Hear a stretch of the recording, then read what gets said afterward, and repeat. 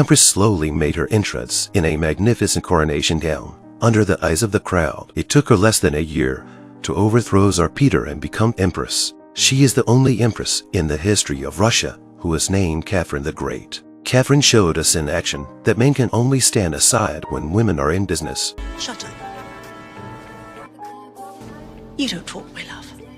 Take off the crown of the queen, replace it with the empress crown. Catherine the Great finally succeeded to the throne. From this moment on, she would create a new Russia. She would not only free the slaves, she would outlaw violence. She would open schools for girls to liberate their minds. She would also introduce freedom of religion and make the people truly happy. But before that, let's see how Catherine will win the throne. At the end of the last season, Catherine staged a coup to trap Peter on the third floor of the palace. Catherine expected Peter to beg for mercy immediately.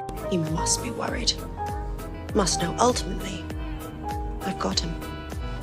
But Peter was playing with his cronies on the third floor, not even the slightest bit afraid. After all, he had a tunnel to escape at any time. The ministers told Peter to stay alert, so he sent his double to test it out. However, his double did not survive more than 3 seconds before he was shot to the ground. Catherine sees this and has to burn the palace to the ground. They sneak into the third floor of the palace, disguised as wine couriers, and set fire in broken bottles. The great general and his army officially attacked, while Peter hid in the doctor's medicine chest, and then sneaked to Catherine's front. How's Paul? Hi, Paul.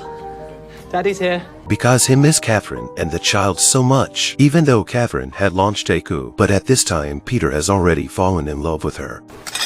Ah! Oh, sorry. Did that hurt? Yes. The fatherly Peter also brought a stuffed animal for the child, but Catherine immediately called the soldiers outside the door to come in. Peter reacted quickly and shot one of the soldiers. Then he went up and stabbed another soldier. At that moment, his cronies also came to escort him. He told Peter to leave immediately. Peter wanted to say goodbye to her. Peter's patience was running out, but he still said he loved her and her child. Peter escaped from the palace in the night with 2 of his cronies, but they left in such a hurry that they didn't have a cook with them. Peter, who couldn't stand the hunger, sent someone back to the palace to fetch food from the cook. Catherine woke up in the middle of the night and saw them and immediately got on her horse to chase them. Peter starved in a manor outside the city all night. Finally heard the sound of the carriage. He was overjoyed, but he rejoiced to soon. Catherine's army was already on his tail, but the natural mode of the manor made it difficult to attack. Catherine's army was losing ground. They had to make other plans. This woman grabbed a handful of mud and put it in her mouth. She was the empress who could rule Russia, but she loved to eat dirt during her pregnancy. To succeed in her quest for power, Catherine rose a suckling pig on the other side of the river. Peter was so hungry that he sent his double to try it out, but his double still did not survive more than 3 seconds. Are you fucking kidding? That could have been me! The suckling pig was too frequent. He could abandon the throne, but could not skip the meal, so Peter sent his cronies to the other side with a white flag to surrender. The terms of his abdication were also outrageous. Peter asked to spend 20 minutes with Catherine and the children every day. Peter thus signed an agreement to abdicate the throne in order to eat roast suckling pig. Catherine couldn't believe that she had Russia. Empress Catherine the Great! Huzzah!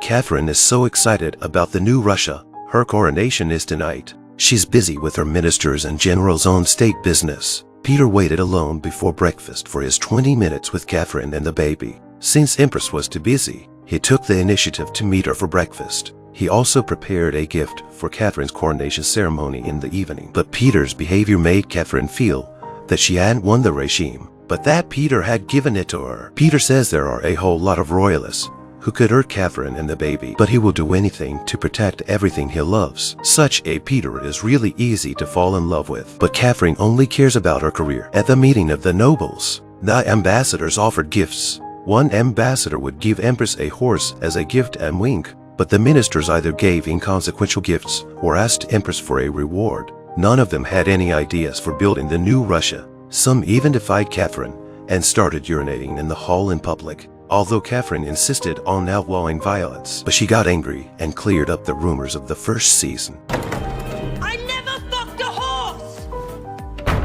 Catherine's recent accession to the throne had many other difficulties. Not a single girl attended the Royal Girls' College she founded. She approached the noble parents to ask why, but received this answer. They didn't want the girls to learn Catherine's unique personality. Otherwise, the girls would not be able to marry, and marrying well is everything. So Catherine succeeded in capturing the girls' interest with her unique coronation dress. The stunning Catherine began to ask the girls if they wanted to live more like Catherine or their mother. She got the girls started on their education. The celebration of Catherine's enthronement went on late into the night. At that moment, Peter sees the ambassador, who called him an idiot, wandering drunk downstairs. He immediately starts to act crazy again with his brain filled with blood. The next day, Catherine saw the body and immediately thought of who had done it. How the Russian Empress Catherine trained her husband.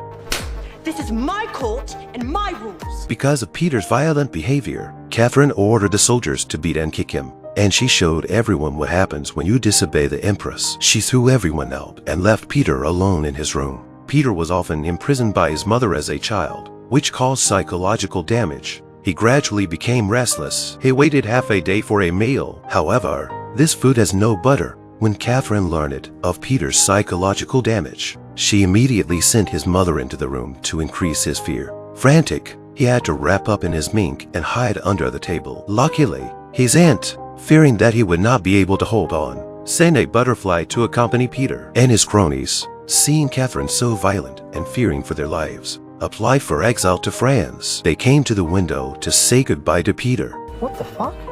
Oh yeah, I think he's at the bit. This is heartbreaking. Both of them waved their hands and said goodbye to Peter. Now Peter really has no one to accompany him. He went back to the table in despair and wanted to talk to the butterfly to complain, but the butterfly had been smothered by him with a glass of wine. Peter broke down and let out his fear and anger that had been pent up for years. Peter looked at his mother's broken body and tried to put it back together, but he fell asleep. The next day, he woke up and continued to piece together his mother's body, but the dutiful son had broken his mother's head. Catherine came in to visit after her anger had subsided. When she saw this, she was a little sorry and forgave Peter and gave him back his dog. She allowed him to go digging for truffles in the forest. But within half a minute of the two enemies making up, Peter has violated Catherine's minefield again. Peter feels no guilt over the death of her lover, Leo. She slammed the door and locked Peter in the house again. She takes her dog to the forest and threatens to find the first truffle and burn it in front of Peter. Peter wanted to eat the truffles so badly, he escaped from the room while the guards were serving dinner and rushed into the forest. The dog escaped Catherine and came to Peter's side and helped him find the truffles. Catherine, however, strayed into the forest where Leo died. Grief makes her punch herself in the face, but the grief is only temporary. When she saw that the students in her college were studying hard, her eyes were filled with hope at that moment. That's it for the first 3 episodes of the great second season. I wonder if you like this occasionally true historical drama. If you like this video, you can subscribe to my channel or leave a comment. I will continue to update next episode. A woman wearing exquisite leather shoes but stepping into the dirty mud. She holds a box of colorful macaroons to console the soldiers at the front. When she asked the soldier to eat a macaron, she found that he had no fingers, so she put the macaron into his mouth and hoped that the pistachio-flavored dessert would make him happy. The woman carefully placed the delicate macaroon in his blood-stained hand. They are covered with wounds. The tiny macarons look particularly harsh here. She felt painful and tearful for this moment. On the way back, she threw the macarons out of the window. Fuck!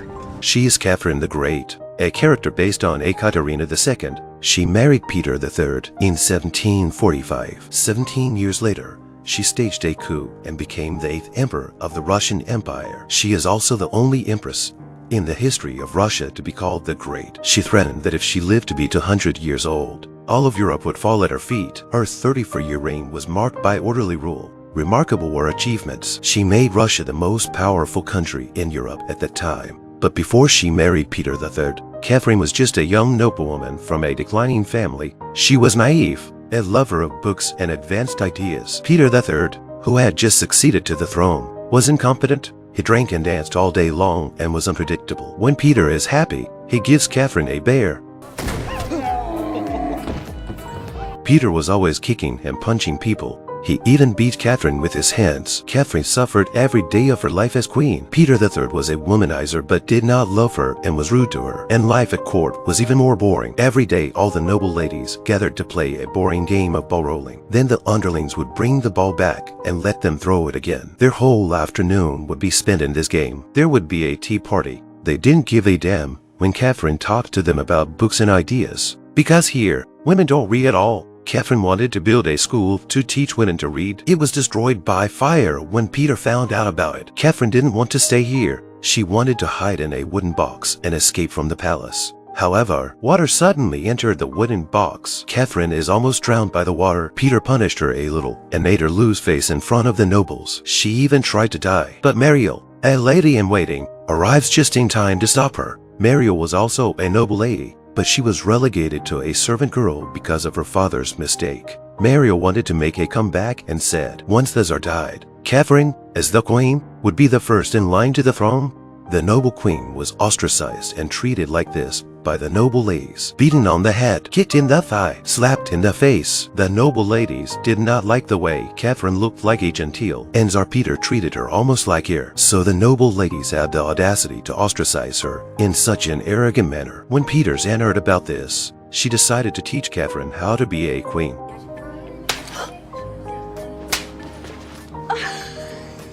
Just like that. Catherine then called all the noble ladies who had disrespected her. At this point, one of the maids disrespected her. Do not ever do that. That goes for all of you. Am I heard? Catherine's behavior successfully deterred these thoughtless women, and when she was oppressed by her husband Peter to the extreme, she began to rebel. Her fate is her own to decide, and when Peter made another mistake, she went up to him and slapped him in the face, understanding that Catherine, with her advanced ideas, wants to change the country forever, and Peter, who had no concern for the people's plight, started the war again. Then Catherine went to the front line to offer her condolences. She saw countless dead bodies and badly wounded soldiers, and the arrogant king thought there was no such suffering. This motivated Catherine to start a coup d'état. She found Orlov, a minister who also approved of progressive ideas. She wanted to create a strong, vibrant Russia. It was full of profound ideas, humanism, and progress. But Orlov, as a subject, felt it was too risky. He wanted to slowly change the Tsar's mind through his own efforts, and thus change the country. And under Peter's tyrannical rule, there was a rule. No man under the age of 50 was allowed to grow a beard. Orlov was trying to get Peter to give the people a modicum of freedom by starting with this. But Orlov's arguments completely angered Peter. Shut the fuck up, fatso. Unable to stop everything, Orlov finally found Catherine. If she could live to be 200 years old, all of Europe would be prostrate at her feet. Catherine the Great had made such a bold statement. Before she launched the coup, she brainstormed with Orlov every day and made plans. Catherine also got to know Peter thoroughly and lost her affection for him. Not wanting to put up with it any longer, Peter decides to secretly kill Catherine and marry a new queen. Orlov breaks the news to Catherine. She has to put on a smile to accommodate Peter. Catherine said she was sorry because she had her period recently, so she was in a very sad state. Peter thought it all made sense. Catherine did her best to go along with Peter's ridiculous behavior. The day after they made up, Peter gave Catherine a lover because of his usual debauchery. To be fair, the queen should also have a lover of her own. This is ridiculous. But while they were preparing for the coup d'état, The Emperor's going to die. Peter was lying in bed suffering from poison. Catherine was so happy to hear that she wanted to spin in circles. Could Catherine really inherit the throne so easily? The churchman immediately appeared and analyzed the situation. He said that if the Tsar died, Catherine would be the new emperor. Then Catherine immediately began to prepare her speech. She told the deputies the Russian people would be educated and freed from slavery. She wanted to abolish serfdom immediately. She offended the nobility. They were obviously very unhappy about this. So they began to look at another candidate for the throne, Peter's half-brother. They trusted a 9-year-old boy more than a foreign woman. But Peter's brother has always been hidden by Peter, and only Anne and Elizabeth know where he is. The minister searched hard, but that's when Aunt Elizabeth helped her kill Peter's brother. You're welcome. Obviously, my preference was always you, Empress. Just when everyone started to support the queen, Peter suddenly sat her up and said he was hungry. Peter's survival also made Catherine decide to launch a coup as planned, to make her declaration become reality step by step. Tsar in a coma from poisoning, the queen was so happy that she spun in circles.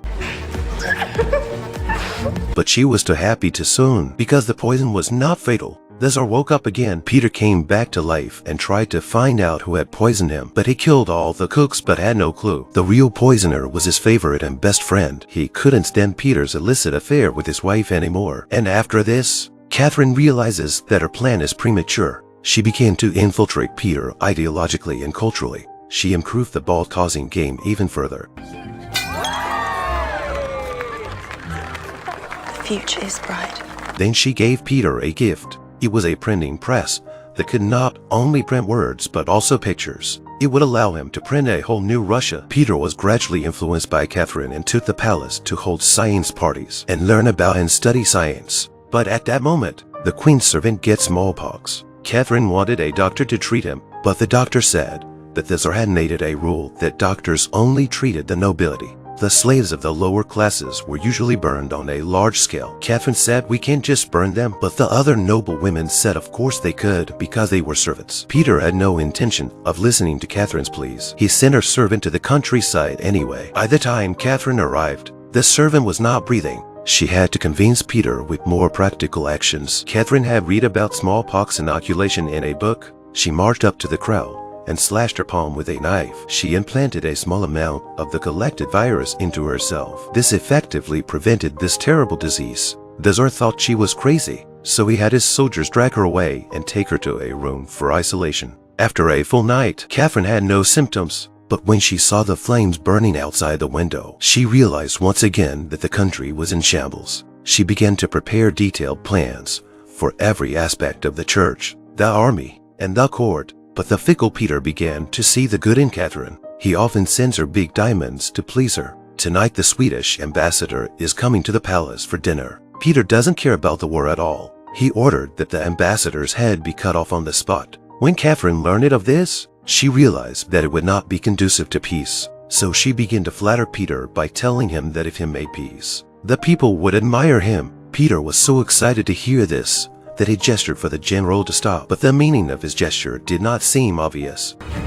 No! Soon the day of negotiations between Russia and Switzerland arrived. Catherine, as queen, went with the Tsar to meet the king and queen of Switzerland. At the negotiating table, they attacked each other and fought. Can you imagine that these were the kings of two countries? When the others stopped the fight, the negotiations broke down completely. The war cannot be put to rest is not good for both countries. That's when Catherine stepped up to lobby between the two grumpy men. She worked out a plan that was good for both countries. Finally, they shake hands and make peace. This demonstrates her great ability and cleverness. On the way back, she took the opportunity to draw in the general, and he had just seen what she could do. That at least proved she was better than Peter, so he joined Catherine's team. And Leo, the lover Peter gave her, made Catherine fall in love. She wanted Leo to stand with her towards victory. So the 5-member coup team was formed, and the next step is to secretly lobby the ministers and plant the seeds of rebellion in their hearts. But while they were trying to bring the ministers together, Leo accidentally revealed that the mastermind of the coup was the queen. This led to their failure to persuade them, so they had to kill them. With the strange death of the minister, and the Tsar's bodyguard drowned himself due to drunkenness. All of these events were signs of danger to the royal family. Peter ordered everyone in the palace to be tortured in order to find out who was trying to kill him. Pulling fingernails, electric shocks, and mental torture. This was even more horrible than the guillotine, and Catherine sent herself to the torture chamber to gain the Tsar's trust. I am not. But Peter was so distressed that he called a halt to the torture. He also bandaged her wounds, and then a minister with a long-standing grudge rushed out to assassinate Peter. But he was killed on the spot by his best friend and his mistress. Catherine stayed where she was, terrified, because this man is the one they turned. It was the maid Mariel who pushed him out to defend the group from the knife. Peter thinks he's finally found the traitor and stops the interrogation. In the evening, he even hosted a dinner for everyone, but by now, people were on edge. The monarch before them was so violent and ruthless. Where was the hope for their lives? At that moment, the queen slowly stood up. She felt sadness and grief for the people. but she also saw their unity. Their love for Russia and their hope for a brighter future would unite them. Everyone stood up and applauded the queen. What she wanted for her birthday was extraordinary. Russia. Today. After the Tsar said, "I love you" to the queen, the empress found out she was pregnant. She couldn't wait until the baby was born, or she would lose her right to be first in line to the throne. So on this very day, she's going to assassinate Tsar Peter and seize power. First she takes lessons from the general on how to kill. Then she puts on her robe, picks up her weapon, and walks into Peter's room. Huzzah! Happy birthday. Thank you, husband.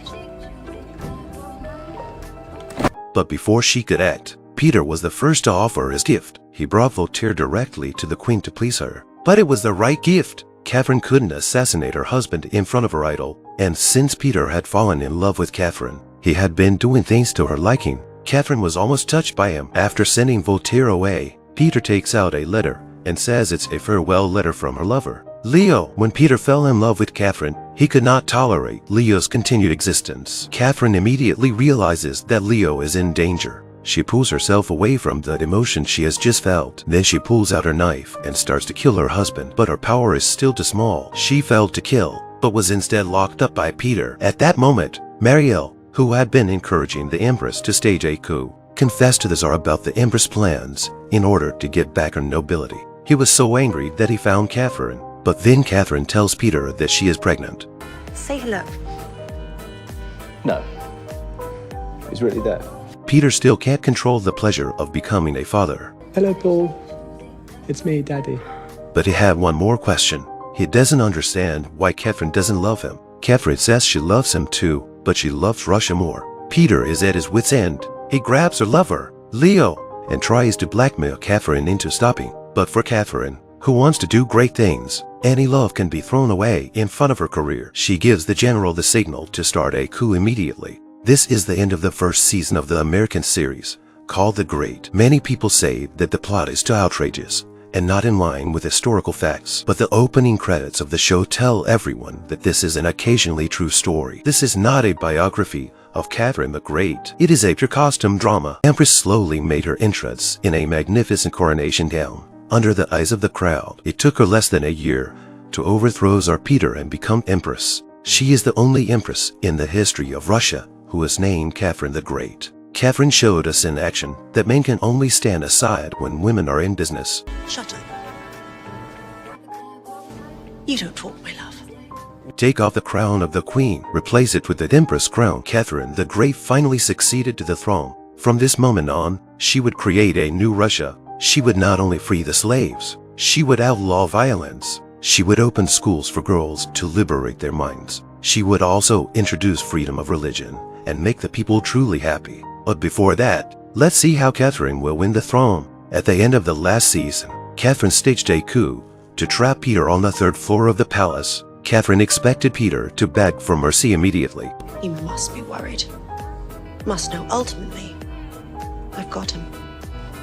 But Peter was playing with his cronies on the third floor, not even the slightest bit afraid. After all, he had a tunnel to escape at any time. The ministers told Peter to stay alert, so he sent his double to test it out. However, his double did not survive more than 3 seconds before he was shot to the ground. Catherine sees this and has to burn the palace to the ground. They sneak into the third floor of the palace, disguised as wine couriers, and set fire in broken bottles. The great general and his army officially attacked, while Peter hid in the doctor's medicine chest, and then sneaked to Catherine's front.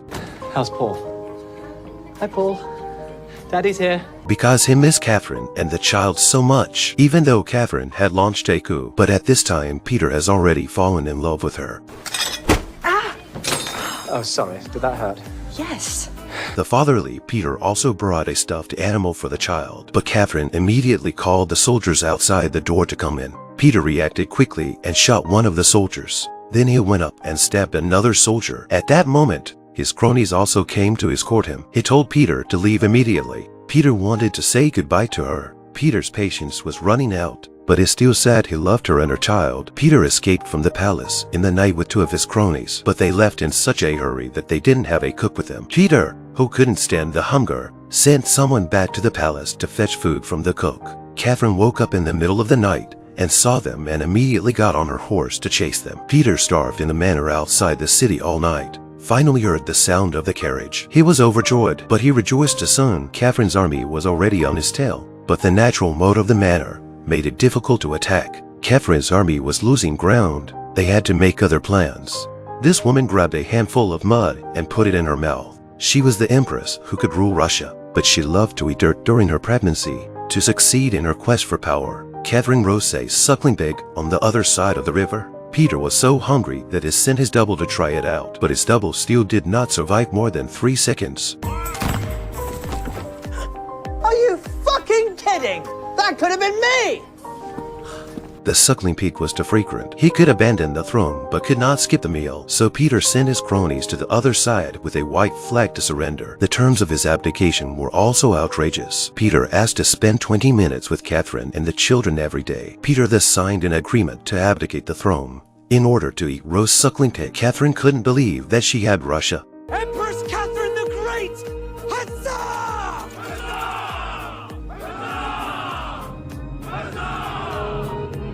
Catherine is so excited about the new Russia. Her coronation is tonight. She's busy with her ministers and generals on state business. Peter waited alone before breakfast for his 20 minutes with Catherine and the baby. Since Empress was too busy, he took the initiative to meet her for breakfast. He also prepared a gift for Catherine's coronation ceremony in the evening. But Peter's behavior made Catherine feel that she hadn't won the regime, but that Peter had given it to her. Peter says there are a whole lot of royalists who could hurt Catherine and the baby, but he will do anything to protect everything he loves. Such a Peter is really easy to fall in love with, but Catherine only cares about her career. At the meeting of the nobles, the ambassadors offered gifts. One ambassador would give Empress a horse as a gift and wink, but the ministers either gave inconsequential gifts or asked Empress for a reward. None of them had any ideas for building the new Russia. Some even defied Catherine and started urinating in the hall in public. Although Catherine insisted on outlawing violence, but she got angry and cleared up the rumors of the first season. I never fucked a horse!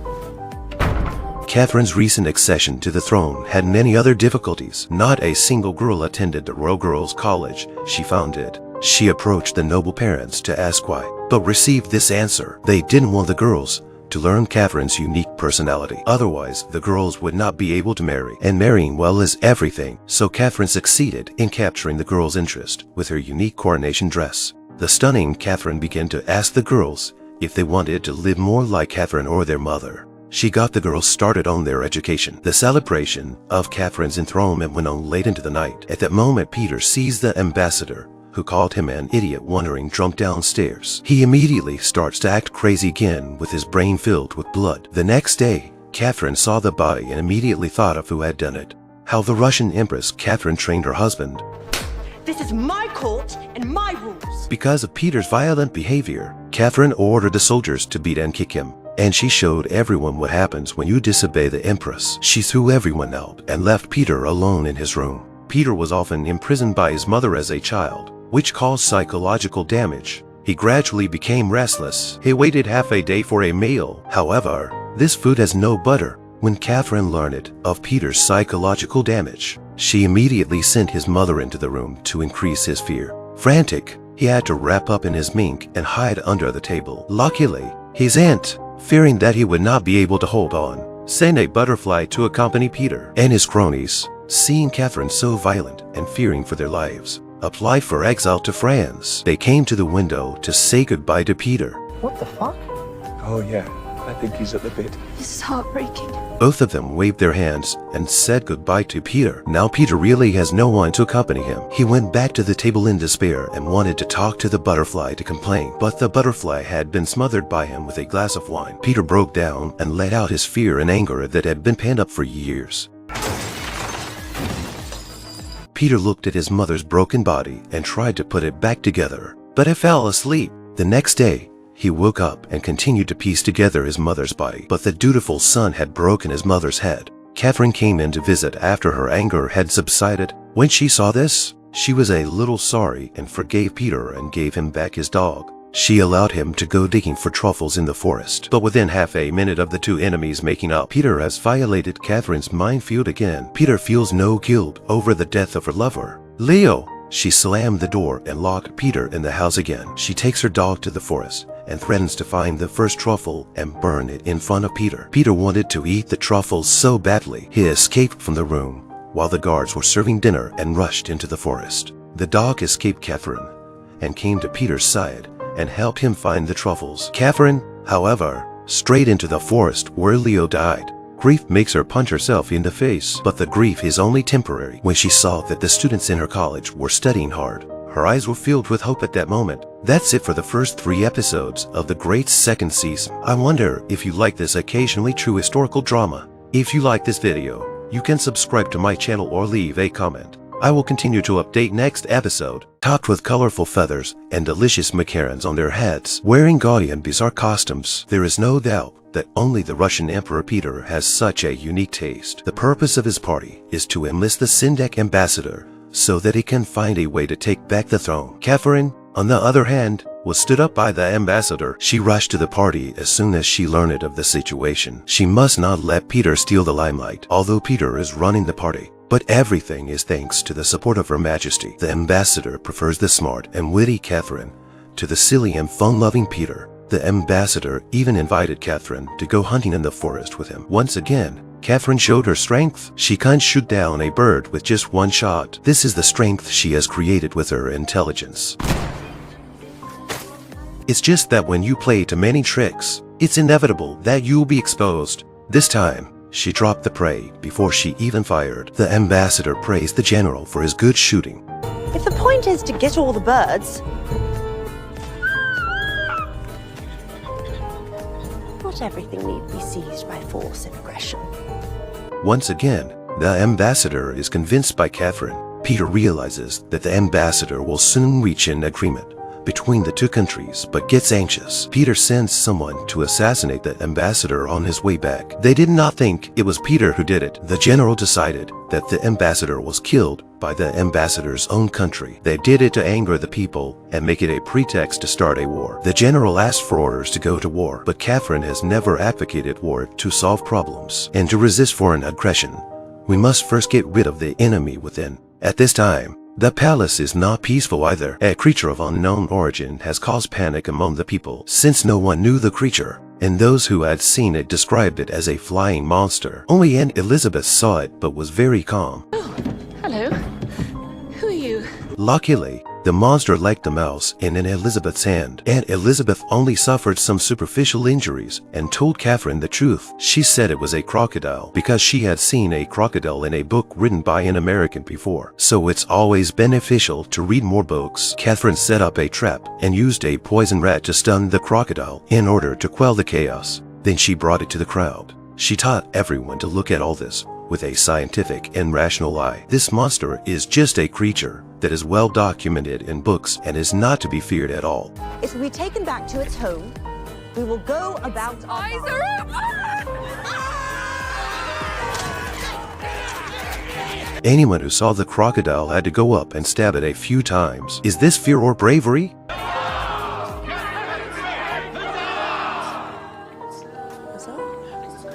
Catherine witnessed this scene today and realized that people's minds need to be liberated.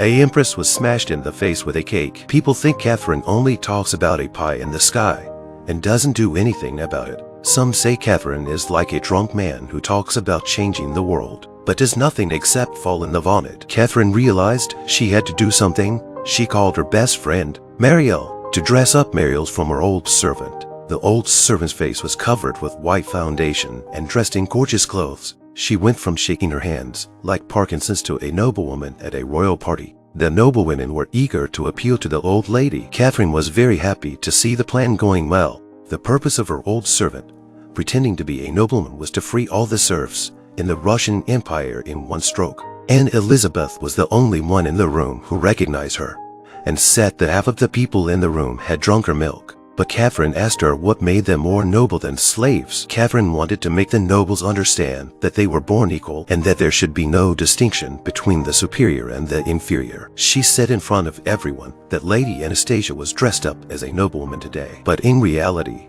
she had been a slave for most of her life. Catherine's confession made the noblewomen, who had been eager to please her, instantly dislike her and leave her alone. Everyone thought it was just a joke on Catherine's part, but Peter's cronies saw a glimpse of what was going on. He immediately raises his gun and interrogates Minister Orlov to find out what Catherine is planning. When the nobles' interests are violated, they will immediately unite to resist the Empress' reforms. On the other hand, the noblewoman, angry at being deceived by the false nobles, ended the life of the old servant with her own knife. After killing her, she asked why the old woman could spurt so much blood. The next morning, Mariel saw the body of the old servant and was furious to find the murderer. The woman took a gun to avenge the old servant who had served her for so many years. With one shot, she killed the murderer. Mariel's revenge was quick and easy. But on the other hand, Peter, the Russian emperor, is contacting the indignant nobles. He will defend the rights of the nobles and take this opportunity to regain his power as well. Tomorrow morning, all will gather in the Great Hall to oppose Catherine's rule and have her abdicate, allowing Peter to regain the throne. The next morning, the slaves went on strike. The conflict between the nobles and the slaves is getting worse and worse. Their conflict could not be controlled. Look at their fucking contribution now, bitch! Luckily, the general led his troops to protect the Empress in time, and Elizabeth and Catherine retreated to the council chamber. In the face of such a situation, the general could only propose to use force to suppress it. Catherine was still naive enough to think that there was still room to save the matter, or rather, she is still unwilling to admit that this result is indeed caused by her recklessness. Looking out the window, Catherine broke down for the first time as the killings intensified. She sat on the floor and cried. By this time, Peter, who was pressing the court, had already rushed over, but when he saw the crying Catherine, he couldn't bear to hold her tightly in his arms. Catherine cried and said it was all so wrong. Peter had to touch her to give her comfort. He even threw out anyone who tried to kill Catherine. Catherine then realized what Peter had come for, but Peter had no desire to seize the throne and power by now. Is this the legendary fond partner? Catherine finally made up her mind and agreed to let the general use force to suppress, but she turned her head to find that Peter had disappeared. Peter gave up his power and went back to his room. He also asked someone to lock him up. Only at that moment did Peter realize that his love for Catherine had long surpassed his desire for the throne and power. He realized that he had no interest in the throne. He had been born with no other choice. Now, he only wants to be with his wife and child and to win Catherine's love. He wants to wait for the birth of his child, Cole, and form a happy family with his wife. I have to say that Peter is really a hopeless romantic. His close friends want to beat him up after hearing his speech, and Catherine was depressed and disappointed after the last riot, until her mother came all the way from Germany. The woman in the gorgeous suit raised her noble head with a smile. Catherine danced on the spot with excitement. Bubble, bubble, bubble, bubble. I have never seen such a unique way of greeting. Mother and daughter have a lot to talk about when they meet again after a long time. A mother who can raise an empress must also have special abilities. All four of her daughters married into the royal family. Even her youngest daughter is engaged to King Louis XIV of France. Catherine was also happy for her sister, but her mother's eyes were suddenly red and full of tears, because since Catherine had overthrown her husband, the wedding had been called off. No one wants to risk a rebellion from inside the marriage bed. So Joanna's visit had another purpose. Catherine's overthrow of Peter's regime had made it impossible for her sister, who was engaged to Louis XIV, to get married. Joanna persuades Catherine, while attacking the Emperor Peter verbally. She wants to tempt Peter to make a mistake and to divide him from Catherine's slightly eased relationship. She also makes a list of people for Catherine to eliminate, including Aunt Elizabeth and Mariel. Joanna doesn't trust anyone around Catherine. Aunt Elizabeth and Mariel also sense Joanna's hostility.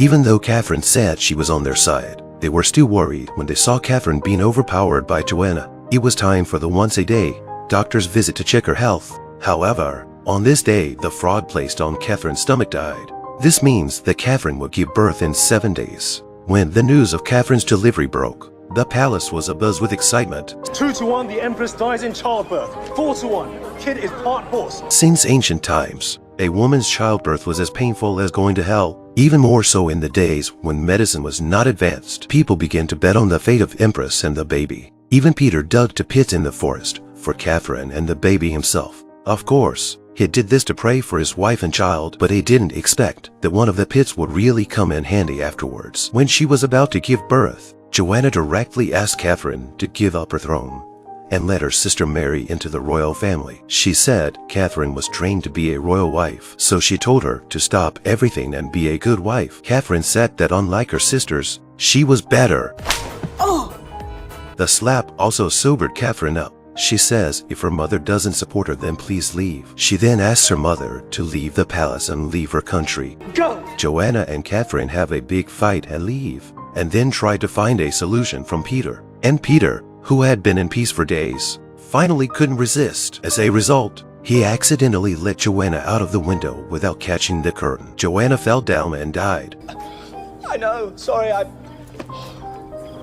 Don't worry, darling. I'll take care of it. The next morning, Catherine saw that her mother's room was empty and thought she had really left in anger. She goes out into the woods for a walk and meets Peter in the pit. She realized they were about to become parents, and Catherine felt a strange sensation. Her water has broken. Shit. Paul? Empress is giving birth under the supervision of all the royals. The audience was eating, drinking, and watching with great amusement. The price for a seat in the front row even went up to 2,000 rubles. They are sitting here watching the birth to make sure that the royal child is not switched. Empress, after a difficult delivery, Paul was finally born. Peter's joy was overwhelming. Catherine and Peter's relationship became very delicate after they became parents. Peter has been hiding a big secret, and Catherine has been restraining her love for Peter. And Peter accidentally told Aunt Elizabeth the truth about the death of her child one day. This aroused Aunt Elizabeth's sadness, and she took Paul away. Catherine and Peter found that the baby was missing and asked the maids to find out where the baby was. And Elizabeth took Paul to the country house. They both fear for the child's safety and immediately drive to the countryside. Peter wanted to confess his mistakes several times, but never had the courage to say it. They found the country house and heard Paul's voice before they finally felt relieved. It turned out that Aunt Elizabeth did not want to hurt Paul. She just remembered the murder of her child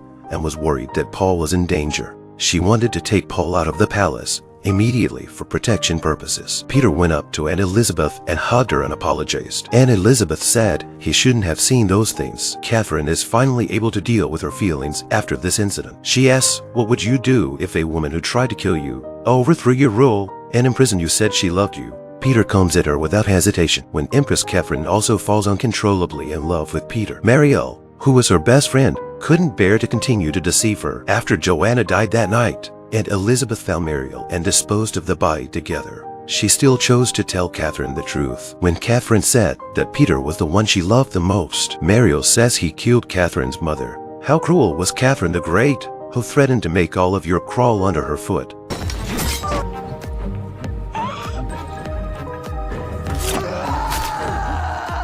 She took up the knife in pain and cut her enemy's neck. Catherine, who had just learned it of her mother's death, wanted to kill Peter immediately. When she saw Peter and the child, she could not bear to do so. She had to choose to escape to the front line. As a result of Russia's failed diplomacy with its neighbors, the two countries started a war. Catherine comes to the front line and asks the general to meet the enemy leader tomorrow at 10 to negotiate. Catherine wanted to use negotiation instead of violence, but the other side did not accept it. Catherine is angry and kills the king of the Sultan directly. And Elizabeth also came to the rescue with troops. Her appearance at this time is also to show Catherine her position. Although Aunt Elizabeth still sent a message to the palace, Peter wanted to escape with the child, but it turned back to the palace halfway. He felt that the child could not leave the mother, and he could not leave Catherine. Catherine was also in a dilemma at this point. She didn't want to go back, because if she did, she would have to kill Peter. Even though she loved Peter and didn't want to kill him, she had to do it.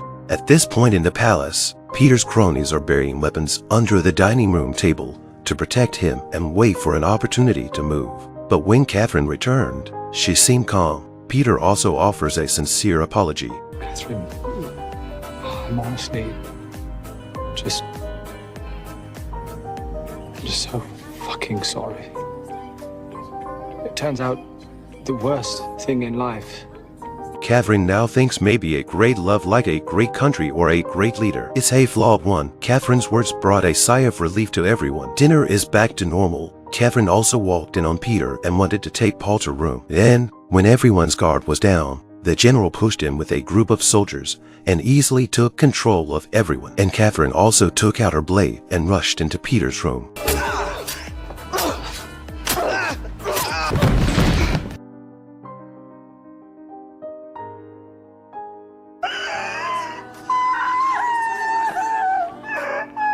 Just as Catherine was grieving, a man appeared at the door. Catherine rushed up and hugged Peter. It seemed that the anger she had just poured out on his substitute had dissolved everything. She couldn't experience any more loss. But then the stabbed substitute gets up and leaves unharmed. Catherine and Peter also become speechless at this moment. This is the end of the second season of The Great. In this season, Catherine and Peter's relationship is caught in a tangle of sense and sensibility. Both of them are in love with each other, but they are involved in an unbreakable hatred. Maybe it's not so easy to have love when you're born in a royal family. The couple woke up early in the morning, face to face in the bathtub soaking, and the maid is lying on the floor, cleaning the blood stains left last night. Last night, Catherine stabbed Peter 5 times in anger.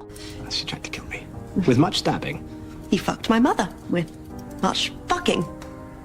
In the second season of the series, Catherine and Peter fell in love and welcomed the fruit of their love. However, after little Paul was born, Peter made out with Catherine's mother. He also indirectly caused his mother-in-law to fall to her death. Catherine was furious when she learned the truth and stabbed Peter 5 times in the back.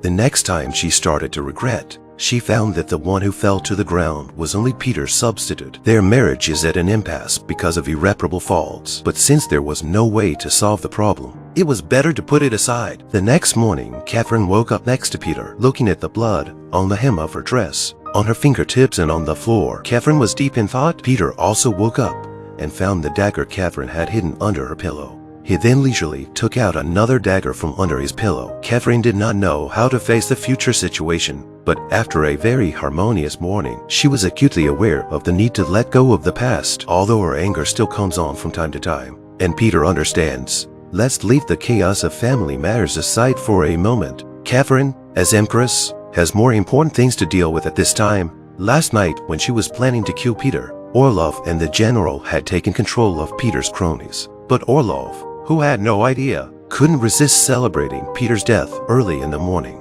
just waiting for Catherine to order the execution of everyone. But Catherine was late in showing up. The general felt a little uneasy, so the two of them went to find Catherine. Catherine looked at Orlov's excited vision of doing something big. She could not bear to tell the truth, but just then Peter pushed the door and came in. No. No. No. Fuck you. I can explain.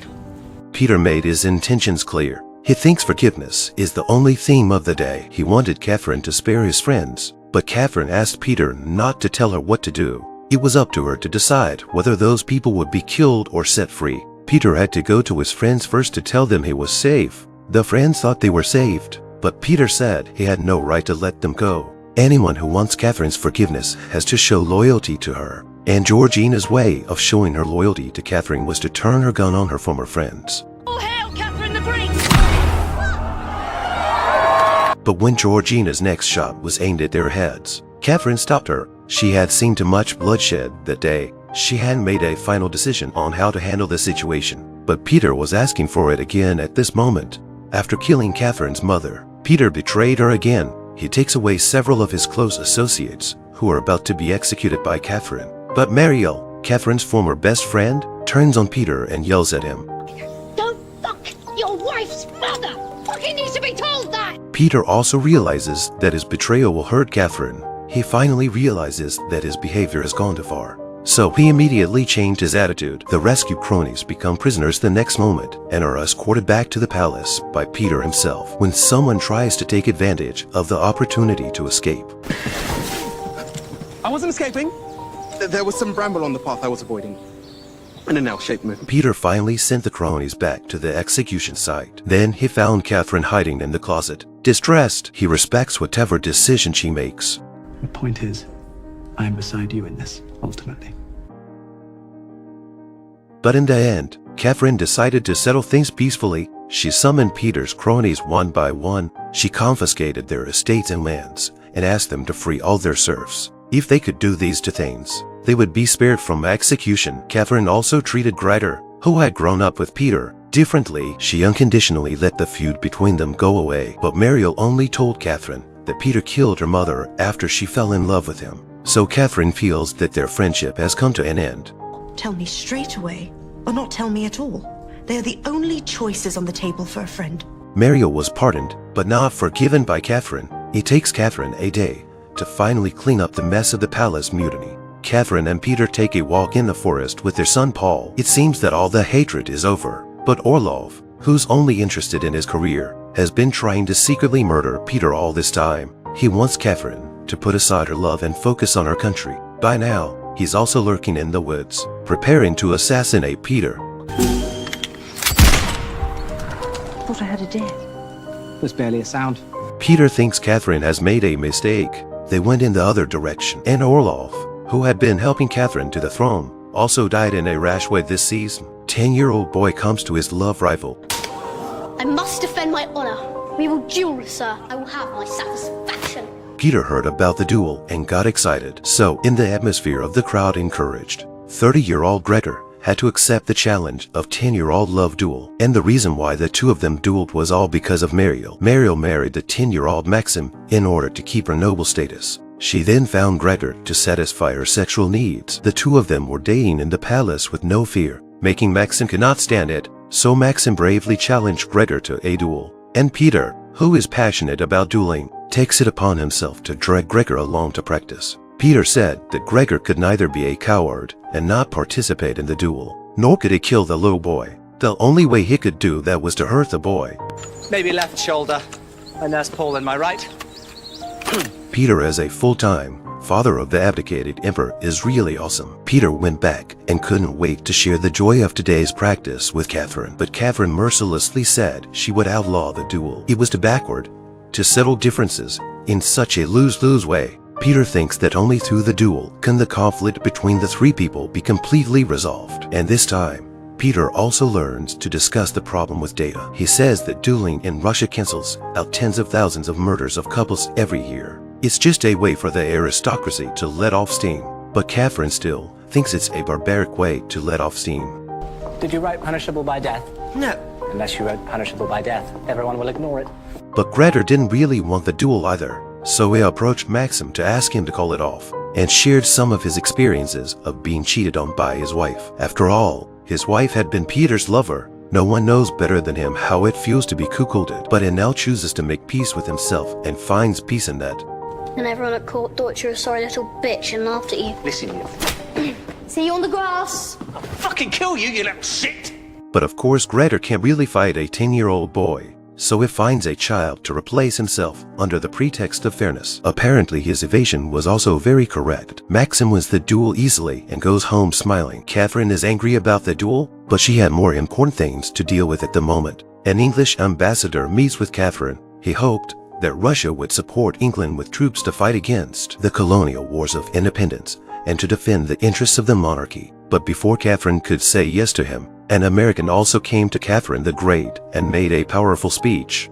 We the people deciding our own lives. The people communing and creating a vision splendid of the society they want. These words touched Catherine. After all, her previous attempts had failed. No one wanted this ideal experiment to succeed more than she did. So Catherine was given a choice between the countries. She learned it was a war of attrition. England would have to surrender in 8 weeks. Then she learns from the great general that Russian support will take at least 6 weeks to arrive. So she cunningly told the English ambassador that the Russian army would certainly arrive in 9 weeks and support the English army. Catherine thus signed an agreement with the ambassador. 2 glasses of wine were then poured and Glover from America was invited in through the back door. I do think there is one thing left between us on the table.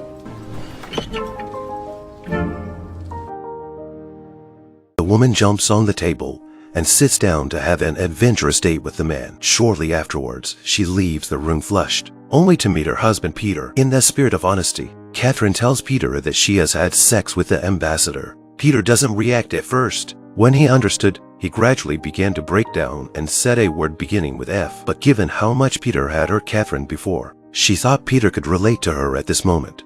You should probably break something.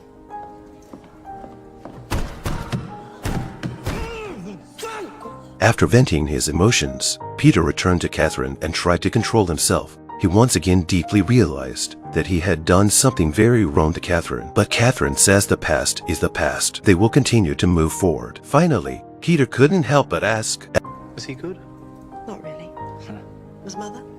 Not really. After reassuring Peter and watching his heartbroken back, Catherine urged the general to make sure Peter didn't kill the ambassador. But apparently, Catherine's fears were correct. Peter attacked the ambassador, and so the two men fought on the lawn. Gradually, the crowd of onlookers grew, including the Grand Admiral, who was watching the action. He didn't think it was time to stop it. It was a good thing for them to let off steam. Influenced by the ambassador, Catherine also decided to listen to the people's voices. So she gathered the serfs, merchants and nobles together to discuss the content of the legislative directive of Parliament and wanted to hear their opinions. This event was a milestone in Catherine's political career. She was also nervous from the very beginning. She could not hide her excitement when she saw the serfs. She was happy to lead the serfs to build a new Russia. Let your voice be heard for the first time and give full throttle to it. A great day beckons. See you in there. Who was that? Don't know. It was clear that Catherine had a distance between her and the crowd, and Elizabeth and Archbishop reminded Catherine that the timing of the day was very important. The first discussion should not be too explosive, but Catherine was overconfident. Today, we will outlaw murder. Empress, with the deepest respect, what the fuck are you talking about? Apparently, the proposal was a big turnoff for everyone. The nobles saw it as a shake-up of their power. The merchants thought it was against their interests. Even the oppressed serfs gave Catherine an unexpected answer. We like murder. Good peasant.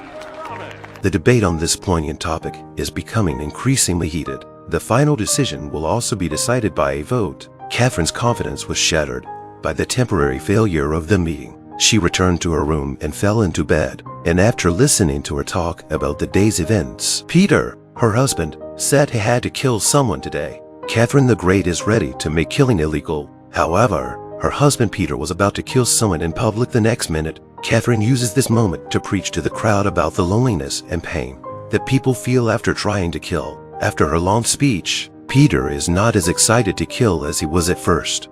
I'm begging you. For us. To Catherine the Great. Huzzah! And to Peter the Third.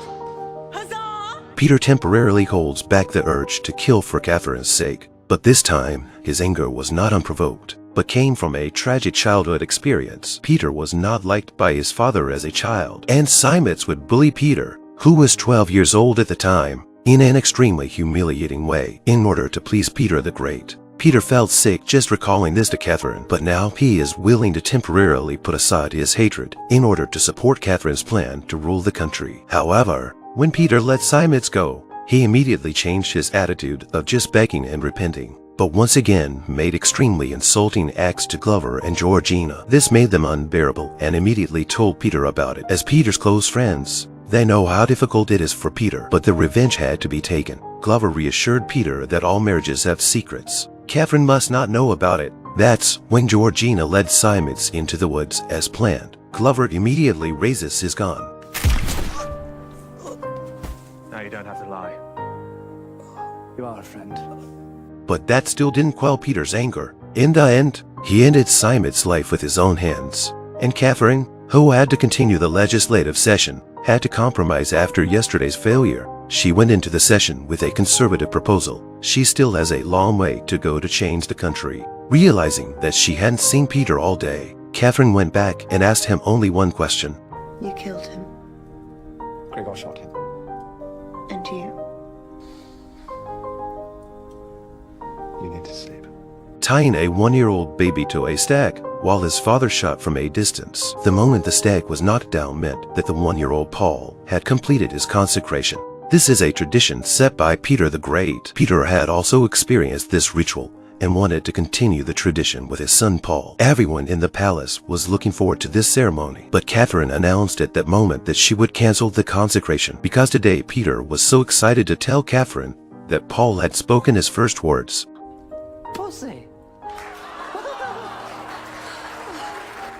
The word made Catherine furious. She took the baby aside and then turned to Peter and told him she wanted her son to be a thoughtful and kind boy, not a stupid, brutal man like his father, who only knew how to use violence to solve problems.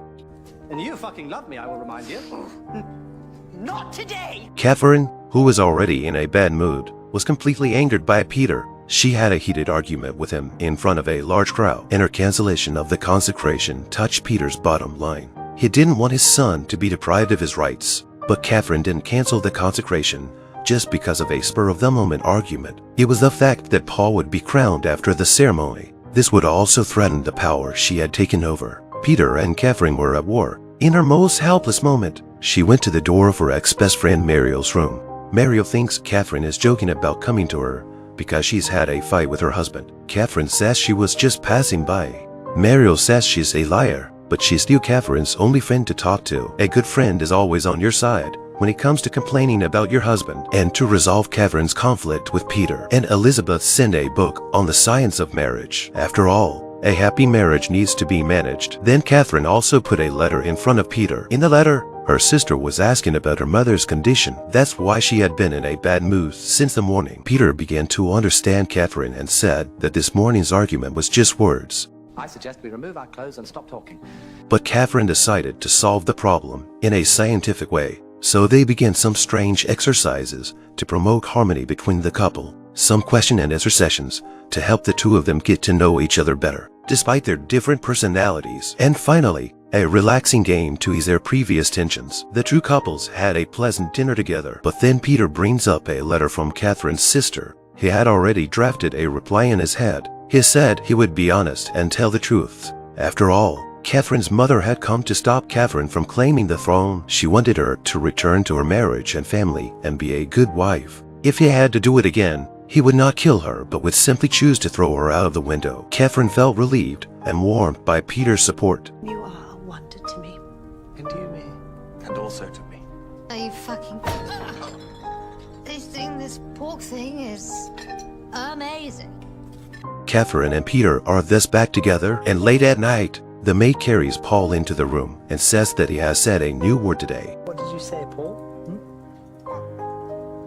This made Catherine very happy. Peter also suggested at this time that Catherine should reconsider not to disinherit Paul. But Mariel, who knew Catherine was in love, couldn't resist reminding her in the middle of the night. Don't give in.